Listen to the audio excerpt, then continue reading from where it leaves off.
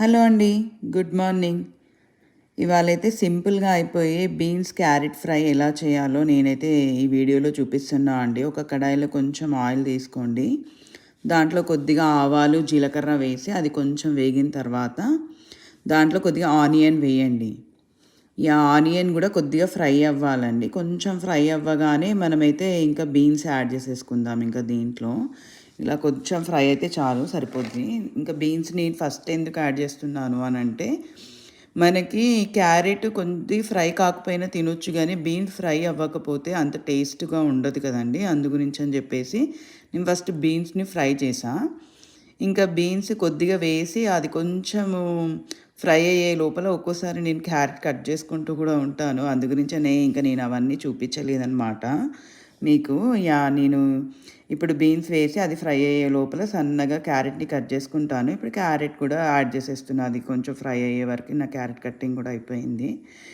ఇది కూడా వేసి అది కొంచెం ఒక 5, 10 మినిట్సే అండి. మనకి ఎక్కువ టైం పట్టదు. అంత లోపల మనము ఈ పీనట్, కోకోనట్ రేషియో ఏం లేదండి. మీకు ఏ ఫ్లేవర్ ఎక్కువ నచ్చితే ఆ పౌడర్ ఎక్కువ తీసుకోండి. నేనైతే 2 ఈక్వల్‌గా తీసుకున్నాను. ఈ రెండిటిని పౌడర్ పట్టేసి వేసేయడం అంతే. అది కొంచెం మంచిగా వేగిన తర్వాత వేసేసి ఇంకా పౌడర్ కూడా మిక్స్ చేశాక మనం కొంచెం కారం వేసుకోవాలి. మీకు తగినట్టు వేసుకోండి. నేను మా పిల్లలకి కొంచెం తక్కువ వేశాను.